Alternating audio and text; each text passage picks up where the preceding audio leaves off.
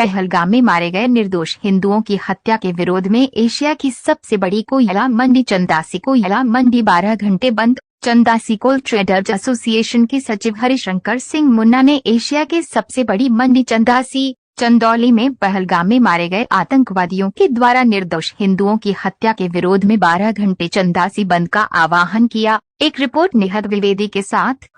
आज चंदासी कोयला मंडी के सभी व्यापारी हम लोगों ने चंदासी मंडी पहलगाम में हुए आतंकी हमले के विरोध में हम लोगों ने आज चंदासी मंडी में सभी व्यापारी मजदूर सभी संगठनों को लोगों ने मिलकर 12 घंटे बंद का आह्वान कर एक आक्रोश रैली निकाली, जिसमें आम जनमानस शामिल है। चंदासी मंडी में ही पूरे दोनों तरफ से निकाली गई है। क्या मांगे हैं, क्या मांग कर रहे हैं सरकार से आप लोग? सरकार से हम लोग ये मांग कर रहे हैं कि आतंकवादियों का सफाया हो। आतंकवादियों को जिस तरह से उन्होंने हमारे लोगों को मारा है उस तरह से उनके घर में घुसकर उनका सफाया किया जाए। जिस तरह से धर्म पूछ कर मारा गया है, इस पर क्या कहेंगे आप? ये धर्म आतंकवादी कोई जाति नहीं होती है, इन्होंने बहुत गलत किया है।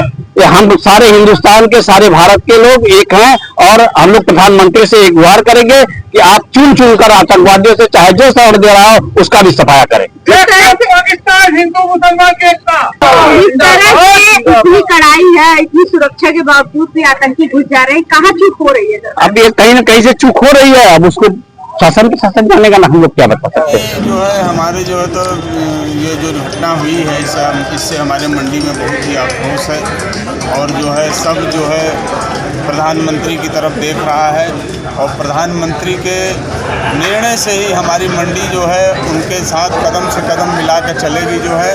और जो है हिंदू मुस्लिम जहाँ तक की बात है, आप देख लीजिए हमारी मंडी में हिंदू मुसलमान दोनों आपके साथ जुलूस में चल रहे हैं और ये तमाचा है, पाकिस्तान को तमाचा है कि देख लो हिंदू मुसलमान चंदासी कोयला मंडी में किस तरह एक साथ रहते हैं जो है। तो इन्हीं मैं बता दूं कि जो है इससे हिंदू मुसलमान से कोई फर्क नहीं पड़ेगा। आतंकवादी पर किस तरह की कार्रवाई होनी चाहिए? आतंकवादी पर सख्त कार्रवाई होनी चाहिए और जितना संभव हो सके हमारे प्रधानमंत्री को उनके ऊपर कार्रवाई करनी चाहिए।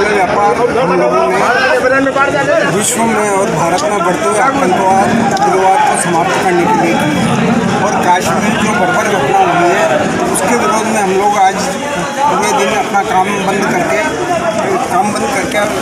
सरकार के उठाए गए हर कदम के साथ में रहेंगे। प्रधानमंत्री अमित शाह और नरेंद्र मोदी, गृह मंत्री अमित शाह, प्रधानमंत्री मोदी जी और भारतीय फौज द्वारा उठाए गए सभी कदमों का हम पूरी ताकत से समर्थन करें। अब क्या पर्यटन स्थल भी खतरनाक हो गया है? तो क्या लोगों के अंदर एक पर्यटन स्थल ये घटना है जिसकी जितनी निंदा की जाए उतनी कम है। पर्यटन स्थलों पे अगर इस ढंग का कारोबार होता है तो लोकल जितने आदमी जो रोजगार से जुड़े हुए हैं उन सब लोगों के रोजगार पे खतरा है। तो जनता को समझना होगा कि हम आतंकवादियों और उग्रवादियों के साथ में कतई न रहें, क्योंकि आतंकवाद और उग्रवादी तो अपने काम करके चले गए, पैसे लेके चले गए। अब उसका भुगतान वहाँ की 15,000 जनता को करना पड़ेगा। आगे ऐसा नहीं लगता कि जल्दी ही वहाँ पे कोई, जब तक स्थिति में सुधार नहीं होगा तब तक पर्यटक वहाँ जाएंगे। और जो जम्मू कश्मीर का मुख्यमंत्री हैं उमर अब्दुल्ला, इनको भी इस बारे में संज्ञान लेकर अधिक से अधिक कश्मीरी जनता से अपील करनी होगी क्योंकि सब लोगों को एकजुट कर सकें। जो कश्मीर में जो आतंकवादी घटनाएं हुई इसकी मैं घोर निंदा करता हूँ।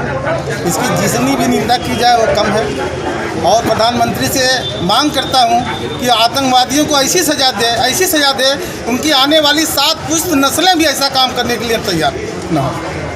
आपको नहीं लगता कि घर का भेदी लंका ढाए वाला काम है? घर के ही कुछ लोग, अपने देश के ही कुछ लोग उनको जानकारियाँ उपलब्ध कराते हैं। देखिए, आतंकवादी न किसी के होते हैं, न किसी के घर के होते हैं, न किसी देश के होते हैं। वो उनको सिर्फ आतंकवाद फैलाना है। तो हम यही चाहेंगे कि उनको ज़्यादा से ज़्यादा और कड़ी से कड़ी सज़ा मिले और हम सरकार के साथ हिंदू मुस्लिम एकता का प्रतीक हमने आतंकवादियों को हम लोगों ने दिखा दिया कि आप हिंदू मुसलमान हमारे हिंदुस्तान में नहीं कर सकते। हम प्रधानमंत्री के नेतृत्व में अगर ज़रूरत पड़ी तो आतंकवादियों को मारने के लिए पाकिस्तान भी जाना पड़े तो मैं घुस के पाकिस्तान में भी मारूंगा।